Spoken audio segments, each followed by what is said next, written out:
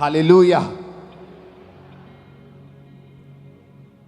मत्ती 1:1 से 5 आयत जब हम पढ़ते हैं, ये बड़ी साधारण आयतें हैं, हमें ऐसा लगता है, लेकिन वचन साधारण नहीं है। अब्राहम के संतान, दाऊद के संतान, यीशु मसीह की वंशावली। अब्राहम से इसहाक उत्पन्न हुआ, इसहाक से याकूब उत्पन्न हुआ, याकूब से यहूदा और उसके भाई उत्पन्न हुए, यहूदा और तमार से फिरिस और जोहरा उत्पन्न हुआ, फिरिस और हिस्रोन से अराम उत्पन्न हुआ, अराम से अमीनाबाद, अमीनादाब से नहशोन से सलमोन और राहब से बोअज उत्पन्न हुआ, और बोअज और रूत से ओबेद उत्पन्न हुआ, ओबेद से यश्शे उत्पन्न हुआ, और उसके बाद दाऊद उत्पन्न हुआ। मैं आपको यह वंशावली क्यों बता रहा हूं? क्योंकि इस वंशावली में जहां जीसस क्राइस्ट की ब्लड लाइन का जिक्र है, एक वैश्या का नाम आता है जिसका नाम है राहाब वैश्या। वचन कहता है यहोशू 2 उसकी 1 से 21 आयत में कि जब मूसा मर गया तो यहोशू ने भेदियों को भेजा, शित्तीम से भेजा, जाकर यरीहो को देखो। और बाइबल कहती पहली आयत में वो चल पड़े और राहाब नामक वैश्या के घर में जाकर सो गए। किसी ने यरीहो के राजा से कहा, आज की रात कई इजरायली हमारे देश का भेद लेने के लिए आए हैं। यरीहो के राजा ने राहाब के पास कहला भेजा, जो पुरुष तेरे यहाँ आए उन्हें बाहर ले आ, क्योंकि वो सारे देश का भेद लेने आए हैं। उस स्त्री ने दोनों पुरुषों को छिपा रखा और इस प्रकार कहा, मेरे पास पुरुष आए तो थे, परंतु मैं नहीं जानती वे कहाँ के थे। और जब अंधेरा हुआ और फाटक बंद होने लगा तब वो निकल गए और मुझे नहीं पता वो कहाँ गए हैं। तुम फुर्ती करके अगर पीछा करो तो हो सकता है तुम उन्हें पकड़ लो। उसने उनको घर की छत पर चढ़कर सनई की लकड़ी के नीचे छिपा दिया था जो छत पर सजा के रखी थी। राहाब उन पुरुषों से कहने लगी, 9 आयत में, मुझे निश्चय है कि यहोवा ने तुम लोगों को यह देश दिया है, तुम्हारा भय हम लोगों के मन में समाया है और इस देश के सब निवासी तुम्हारे कारण घबरा रहे हैं, क्योंकि हमने सुना है कि यहोवा ने तुम्हें मिस्र से निकलते समय तुम्हारे सामने लाल समुद्र का जल सुखा दिया और तुम लोगों ने सिहोन और ओग नामक यरदन पार रहने वाले अमोरियों के दोनों राजाओं का नाश कर दिया है। सुनते ही हमारा मन पिघल गया और तुम्हारे कारण हमारे जी में जी न रहा, क्योंकि तुम्हारा परमेश्वर यहोवा ऊपर के आकाश का और नीचे की पृथ्वी का भी परमेश्वर है। वचन कहता है जब वो इजरायली भेद लेने के लिए गए यरीहो में, तो किसी ने बता दिया, अगर तुम्हारी इंटेलिजेंसी एजेंसियां हैं तो दूसरे देश की भी हैं, उसके भी भेदिए हो सकते थे। उन्होंने बता दिया कि आज भेदिए आए हैं और यहां पे हैं, और इस वैश्या के पास वो पहुंचे हैं। राजा ने मैसेज किया वैश्या को कि तेरे पास जो पुरुष आए हैं उन्हें बता वो कहां हैं। वैश्या कहती वो आए तो थे लेकिन वो चले गए, और उन्हें उन छत की ऊपर लकड़ियों के नीचे उसे छुपा दिया। जब वो पुरुष चले गए तो वो भागी भागी गई और कहा कि मुझे मालूम है तुम्हारा परमेश्वर जिंदा परमेश्वर है। मैंने गवाहियां सुनी हैं, मैंने सुना है कि जब परमेश्वर तुम्हें लेके आ रहा था तो उसने लाल समुद्र को सुखा दिया। मैंने सुना है जो बड़े बड़े राज्य के राजा हैं उनको तुमने मार दिया, जबकि तुम उन्हें मार नहीं सकते क्योंकि वो अत्याधुनिक आधुनिक हथियारों के साथ उनकी सेना लैस है। तुमने उनको कैसे मार दिया? जैसे आज कोई छोटा सा देश बोले कि उसने अमेरिका को हरा दिया, बोले पॉसिबल नहीं हो सकता। उसने रशिया को हरा दिया, पॉसिबल नहीं हो सकता।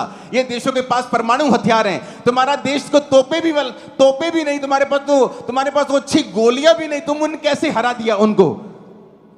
तो राहाब को मालूम था जो ये कर रहा है ये परमेश्वर है, इस प्रजा के संग परमेश्वर है, इन लोगों के संग परमेश्वर है। उसने समाचार का विश्वास किया, उसने गवाहियों पर विश्वास किया, जो खुदाबंद कर रहा था उसने स्वीकार किया। इसलिए प्रभु यीशु मसीह कहते हैं, जब लोग पूछते हैं हे पिता मैं उद्धार पाने के लिए क्या करूं, पास्टर जी मैं उद्धार पाने के लिए क्या करूं, तो प्रभु का वचन कहता है जो परमेश्वर ने किया है उस पर विश्वास कर। जिस तरह यहोवा पिता जो कर रहे थे इस्राएलियों के जीवन में, राहाब वेश्या ने स्वीकार किया कि हां जो तुम्हारे जीवन में हो रहा है ये आम नहीं है। क्या कैंसर जाना आम चीज है? क्या लोगों का चंगे होना आम चीज है? उस वैश्या ने देखा ये आम नहीं है और उसने सुसमाचार के ऊपर विश्वास किया। वचन कहता है वो उन आदमियों के पास गई और कहा कि मैंने गवाहियां सुनी हैं, क्योंकि हमारे लोग तुम्हारे कारण घबरा रहे हैं, जैसे आज लोग क्रिश्चियंस लोगों के कारण घबरा जाते हैं, घबराते हैं। उन्हें लगता है धर्म परिवर्तन चल रहा है, लेकिन परमेश्वर का राज्य यहां का नहीं है।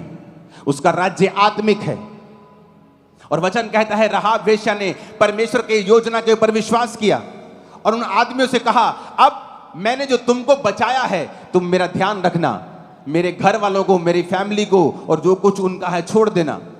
उन्होंने कहा, इस घर में जहां तू रहती है, अपनी फैमिली, अपने लोग जितने इस घर के अंदर होंगे वो बच जाएंगे। अगर घर से बाहर आए तो मर जाएंगे, अगर बाहर आए तो हम अपनी शपथ से छूट गए, अगर तुम्हें अंदर रहते हुए किसी ने मार दिया तो उसका प्राण हमारे सिर के ऊपर होगा। लाल डोरी बांध देना अपने घर के बाहर। मेरे लोग जब लाल डोरी देखेंगे किसी घर के बाहर तो उस घर को वो छोड़ देंगे। परमेश्वर ने कहा, तू बच, तेरा घराना बचाया जाएगा। आज भी बहुत से लोग हैं, जब अन्य जातियों में वो रहते हैं, लेकिन जब परमेश्वर की महिमा को देखते हैं, जब परमेश्वर की चंगाई को देखते हैं, परमेश्वर के कामों को देखते हैं, वो सुसमाचार को सुनते हैं कि परमेश्वर वाकई ही धर्म परिवर्तन करने नहीं, जीवन बदलने के लिए आया है, वो रिस्क लेते हैं। राहाब वेश्या ने रिस्क लिया। आप प्रधानमंत्री के खिलाफ भी नहीं जा सकते अगर आप नॉर्मल सिटीजन है तो, हालांकि वो संविधान से बंधा हुआ है, लेकिन एक राजा के खिलाफ जाना वो तो बिल्कुल ही आउट ऑफ द वे है। अगर राजा के खिलाफ गए तो राजा को कोई भी केस करने की जरूरत नहीं है तुम्हारी कोर्ट के ऊपर, वो सीधा तुम्हें मृत्यु दंड दे देगा और कोई उसको रोक नहीं सकता। राहाब को ये जानते हुए भी कि अगर ये लोग पकड़े गए, अगर मैं पकड़ी गई तो मृत्यु मुझे मिल सकती है, लेकिन वचन कहता है उसने रिस्क लिया क्योंकि उसे मालूम था कि परमेश्वर यही जीवित परमेश्वर है। आज कई विश्वासी जब लोग परमेश्वर की ग्लोरी को देखते हैं, क्या आपने गवाहियां नहीं सुनी जिस तरह राहाब वेश्या ने सुनी थी? क्या नहीं सुनी आपने? आपने सुनी, लेकिन किसने उद्धार पाया? कौन परमेश्वर की ब्लड लाइन में शामिल हुआ? किसके लिए परमेश्वर ने वो किया और किसको उसका फायदा होगा? अगर उसने लहू बहाया तो किसको फायदा होगा? वो जो परमेश्वर पे यकीन करेगा। अगर उसने कोड़े खाए तो कौन चंगा होगा? वो जो परमेश्वर को अपना उद्धारकर्ता ग्रहण करेगा, क्योंकि चंगाई तमाशा करने के लिए नहीं है, चंगाई तुम्हारी आत्मा को बचाने के लिए है।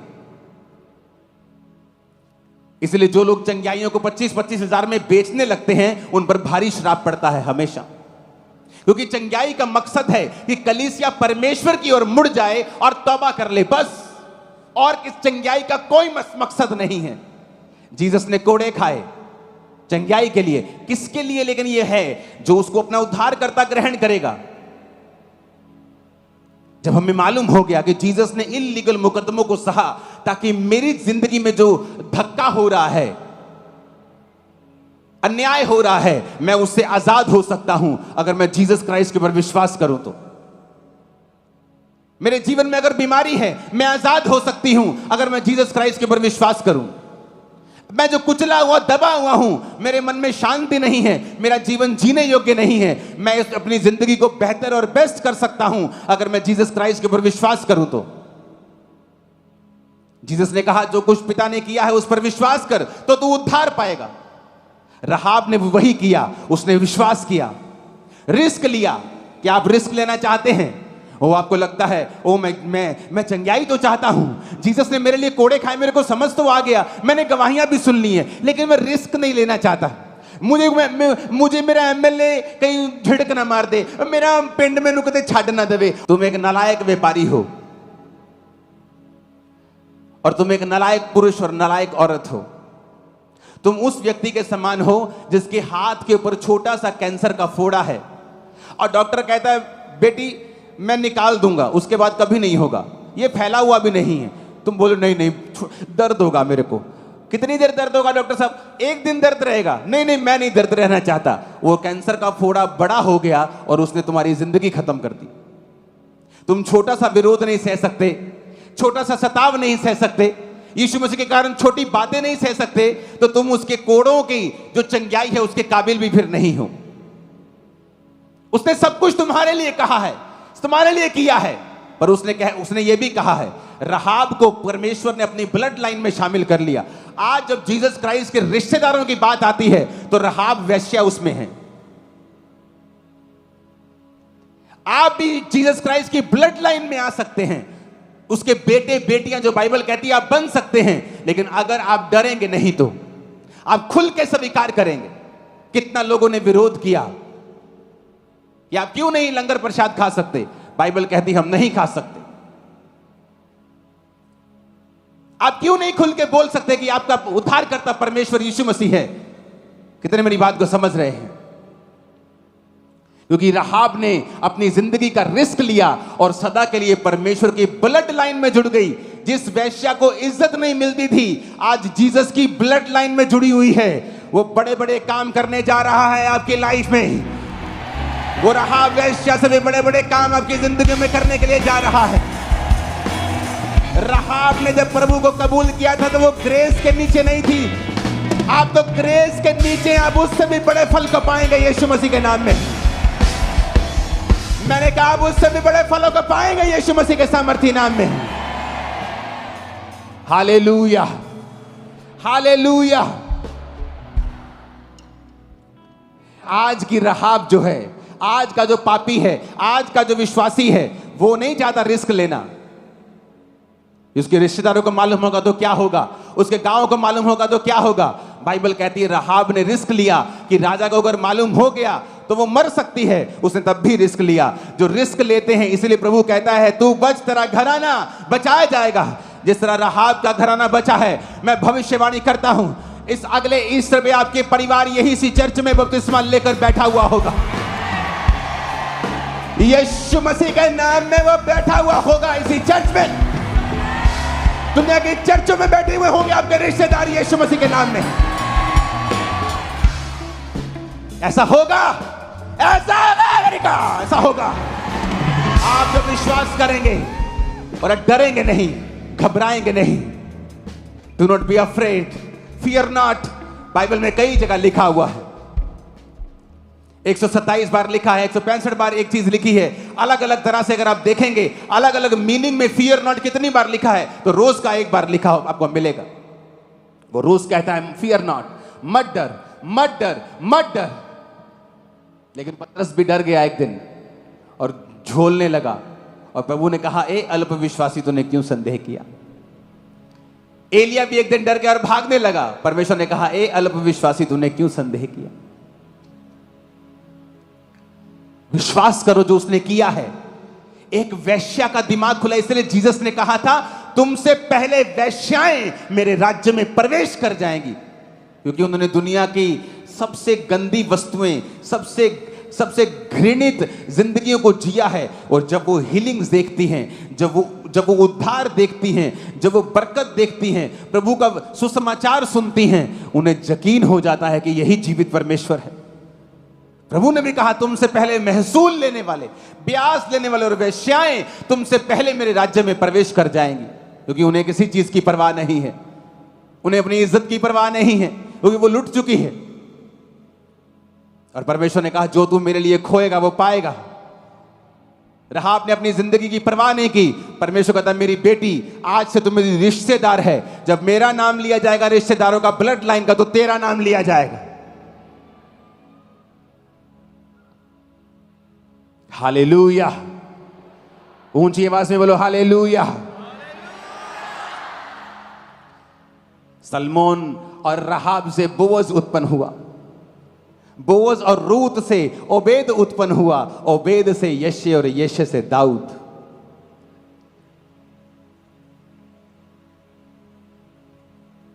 दाऊद की दादी परदादी अगर आप ऊपर देखेंगे तो राहाब आती है।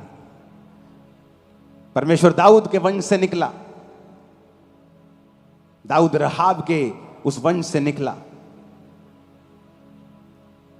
उसने कहा अगर तू जो मैंने किया है उस पर विश्वास करेगा, मेरे खत्म किए हुए कामों के ऊपर, तो तू उद्धार को पाएगा। सब बोलो आमीन।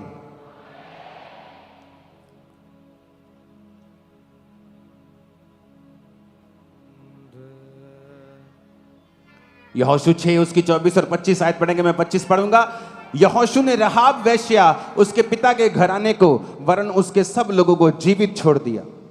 आज तक उसका वंश इजराइलियों के बीच में रहता है, क्योंकि जो दूत यहोशू ने यरीहो का भेद लेने को भेजे थे, उसने उनको छुपा रखा था।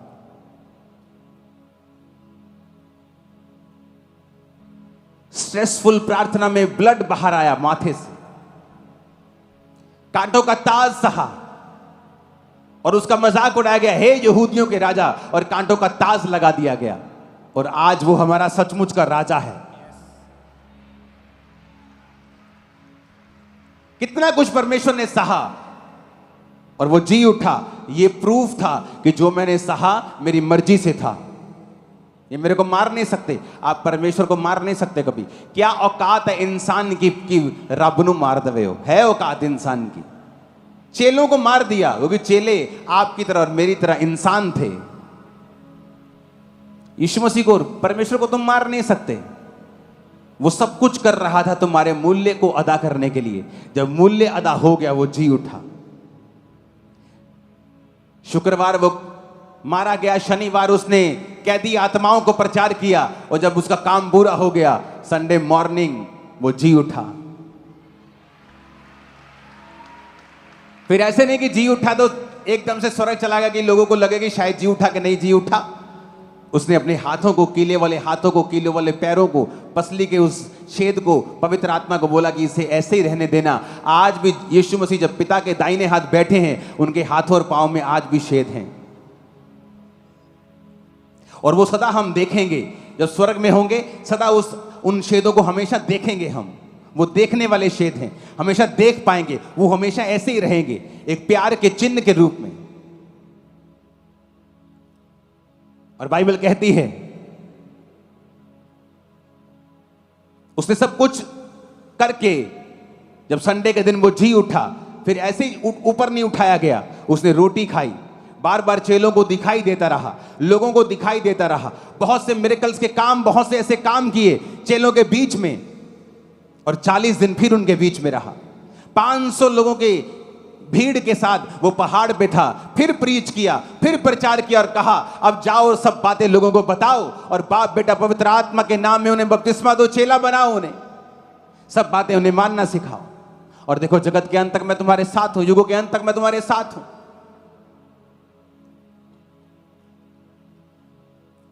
हालेलुया। सब कुछ पे कर दिया परमेश्वर ने। वो जी उठा, फिर प्रीच किया और अपने जी उठने के सबूत दिए, और वो चला गया। और उसने कहा मैं चला गया हूं लेकिन मैं तुम्हें अनाथ नहीं छोड़ूंगा, मैं तुम्हें सहायक भेजूंगा। पवित्र आत्मा को, अपनी आत्मा को फिर भेजा। और आज भी वो आत्मा हमारे बीच में कौन कर रहा है हीलिंग?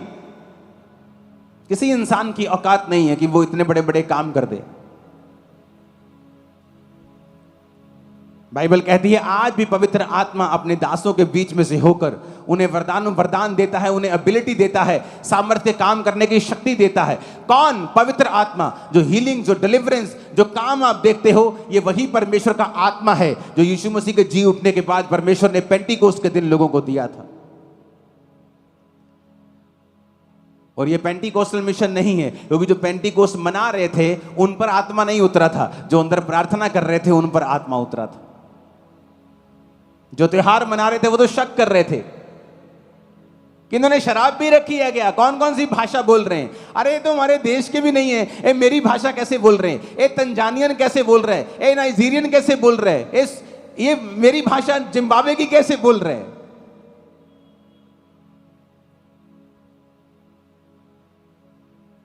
अगर आप विश्वास करेंगे और किसी दुनिया की परवाह नहीं करेंगे, क्योंकि जो कुछ आपके सामने हो रहा है ये कहीं नहीं हो रहा सिवाय परमेश्वर के घरों के। और अगर आप विश्वास देखकर भी नहीं कर पा रहे हो, फिर आप उद्धार के काबिल नहीं हो। राहाब ने देखा और विश्वास किया। उसने कहा ऐसा तो नहीं हो सकता है, क्योंकि प्रभु इनके संग हैं, ये तभी हो रहा है। इसलिए मैंने कहा अगर आप विश्वास करेंगे और डरेंगे नहीं, आपके रिश्तेदार आपको बीमारियों से आजाद नहीं कर सकते। मुसीबत पड़ने पर 95% से लेकर 99% तक भाग जाएंगे। आज आपके संग है, आपको जरूरत पड़ेगी तो बहुत ही आपका फोन नहीं उठाएंगे, उल्टा ताना मारेंगे, एकदम से अपना रंग दिखाने लग जाएंगे और आप बड़े हैरान होंगे कि ये क्या हो रहा है। मैं तो सोचता था ये मेरी मदद करेगा, लेकिन ये तो अपने रंग दिखा रहा है। लेकिन जीसस जब काना में थे और दाखरस कम हो गया, जीसस ने एक भी ताना नहीं मारा, पर उस फैमिली को शर्मिंदगी से आजाद कर दिया। वो आपको शर्मिंदगियों से आजाद करने वाला है और पूरी तरह से वो आपको आजाद कर देगा। मैंने कहा वो पूरी तरह से आपको शर्मिंदगियों से आजाद कर देगा। हालेलुया। विश्वास करना है, अपने मनों को कठोर नहीं करना। एक वेश्या ने विश्वास कर लिया और उसके मुताबिक काम करना शुरू किया, क्योंकि जीसस ने जो कुछ आपके लिए किया है उसे व्यर्थ मत जाने दें। बिलीव करें खुद भी और लोगों को भी करवाएं, बताएं, सुसमाचार बताएं कि वो जी उठा है, कि ये गुड न्यूज है, तुझे बीमार रहने की जरूरत नहीं। ये गुड न्यूज है, तुझे गरीब रहने की जरूरत नहीं। ये गुड न्यूज है कि तुझे शैतान के बंधनों में रहने की जरूरत नहीं, क्योंकि एक व्यक्ति जिसका नाम जीसस क्राइस्ट और वो परमेश्वर भी है, उसने तेरे लिए सब कुछ कर दिया है। अगर तू विश्वास करेगा तो उद्धार को देखेगा। आमीन। ऊंची आवाज से बोलो आमीन।